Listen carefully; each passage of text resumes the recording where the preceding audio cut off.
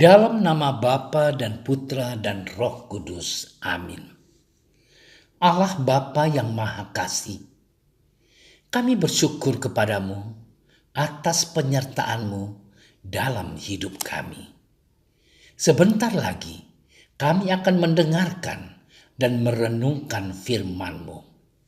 Berkatilah kami agar kami mampu memberikan hati dan pikiran kami untuk merasakan kehadiran-Mu dan sapaan-Mu lewat sabda dan renungan hari ini. Dan semoga semuanya itu menjadi petunjuk bagi kehidupan kami dan menerangi kegelapan hati kami. Demi Kristus Tuhan kami. Amin. Sekali peristiwa, Yesus menyatakan perumpamaan ini kepada beberapa orang yang menganggap dirinya benar dan memandang rendah semua orang lain. Ada dua orang pergi ke bait Allah untuk berdoa. Yang seorang adalah Farisi dan yang lain pemungut cukai. Orang Farisi itu berdiri dan berdoa dalam hatinya begini, "Ya Allah, aku mengucap syukur kepadamu karena aku tidak sama seperti semua orang lain. Bukan perampok, bukan orang lalim, bukan pezina, dan bukan juga seperti pemungut cukai ini. Aku berpuasa 2 kali seminggu. Aku memberikan 1/10 dari segala penghasilanku."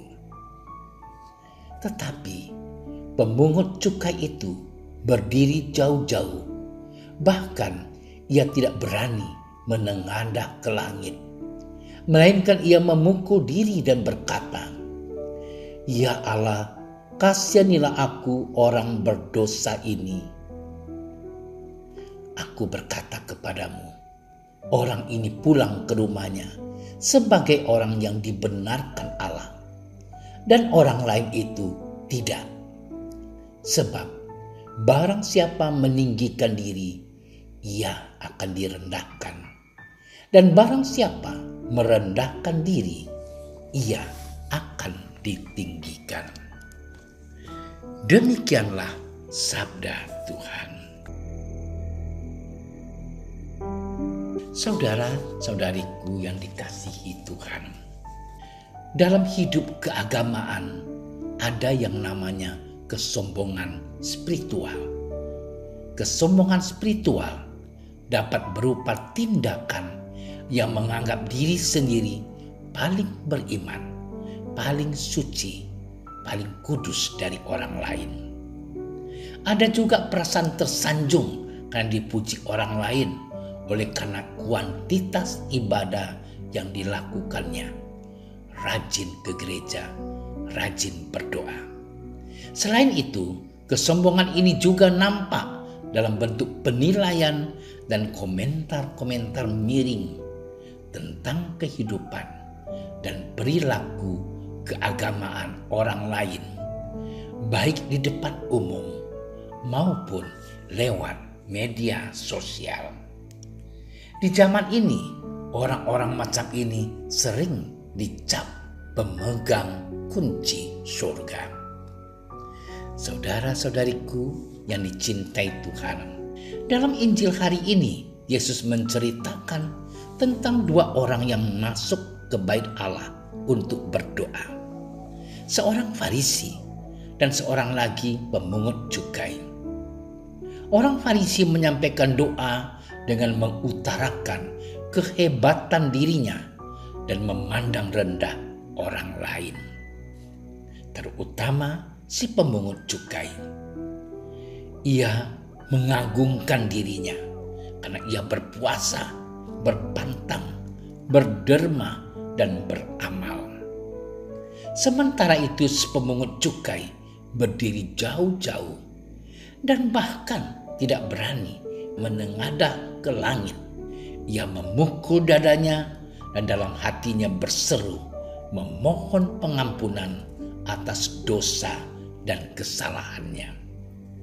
Saudara-saudariku yang dikasihi Tuhan, di zaman Yesus mereka yang dijuluki pemegang kunci surga adalah orang-orang Farisi. Mereka adalah pemegang teguh Taurat dan ajaran Yahudi. Orang Farisi itu menganggap dirinya benar. Orang seperti itu memikir bahwa mereka itu benar karena usaha mereka sendiri.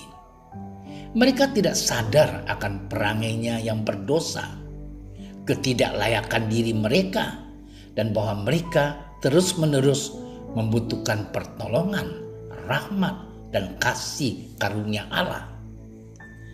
Karena tindakan-tindakan kelaliman dan kebaikan lahiriah yang luar biasa, mereka menyangka bahwa mereka tidak memerlukan kasih karunia Allah. Sebaliknya, pemungut cukai itu betul-betul menyadari dosa dan kesalahannya. Dan dengan sikap pertobatan yang sejati, ia berpaling dari dosa kepada Allah untuk memperoleh pengampunan dan rahmat. Ia melambangkan anak Tuhan yang sejati.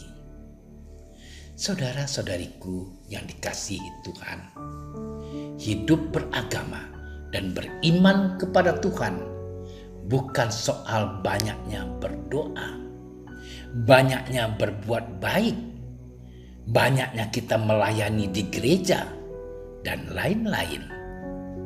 Beriman berarti sadar bahwa diri kita adalah berdosa, maka kita membutuhkan pertolongan, rahmat, dan kasih karunia Allah. Masa Prapaskah ini adalah masa retret agung, masa di padang gurun, di mana kita diajak masuk untuk mendalami dan mengalami kerahiman Allah lewat berpuasa, berpantang, dan beramal. Sudahkah kita berpuasa, berpantang, dan beramal? Selamat bermenung. Tuhan memberkati. Tuhan Yesus, ajarilah kami agar semakin rendah hati dan terbuka terhadap kasih karunia-Mu yang menyelamatkan.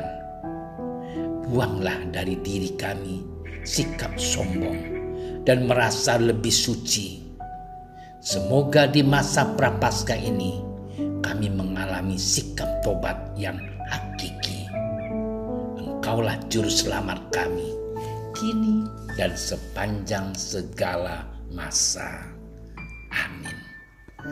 Kami berdiri di hadapan-Mu, ya Roh Kudus. Pada saat kami berkumpul di dalam nama-Mu, bersama-Mu sendiri yang membimbing kami, membuat diri-Mu nyaman berdiam di hati kami. Ajarilah kami jalan yang harus kami tempuh dan bagaimana kami harus mengikuti jalan itu. Kami lemah dan berdosa. Jangan biarkan kami mendukung kekacauan. Jangan biarkan kebodohan menuntun kami ke jalan yang salah. Jangan pula keberpihakan mempengaruhi tindakan-tindakan kami. Kiranya kami menemukan di dalam Engkau kesatuan kami, agar kami boleh berjalan bersama menuju kehidupan abadi dan tidak menyimpang dari jalan kebenaran dan apa yang benar. Semua ini kami mohon kepadamu yang berkarya di setiap tempat dan waktu dalam persekutuan dengan Bapa dan Putra, untuk selama-lamanya. Amin. Bapa kami yang ada di surga, dimuliakanlah nama-Mu. Datanglah kerajaan-Mu. Jadilah kehendak-Mu di atas bumi seperti di dalam surga. Berilah kami rezeki pada hari ini, dan ampunilah kesalahan kami, seperti kami pun mengampuni yang bersalah kepada kami. Dan janganlah masukkan kami ke dalam percobaan, tapi bebaskanlah kami dari yang jahat. Amin. Salam Maria, penuh rahmat, Tuhan sertamu. Terpujilah engkau di antara wanita, dan terpujilah buah tubuhmu Yesus. Santa Maria, Bunda Allah, doakanlah kami yang berdosa ini, sekarang dan waktu kami mati. Amin. Kemuliaan kepada Bapa dan Putra dan Roh Kudus, seperti pada permulaan, sekarang, selalu, dan sepanjang segala masa. Amin. Dalam nama Bapa dan Putra dan Roh Kudus. Amin. Terima kasih sudah menyaksikan renungan hari ini. Jangan lupa like, subscribe, dan aktifkan tombol loncengnya agar Anda yang pertama mendapatkan notifikasi updatean renungan harian dari Komsos Keuskupan Padang. Dan bagikan ke sosial media agar saudara-saudara kita dapat mendengarkan dan merenungkan firman Tuhan.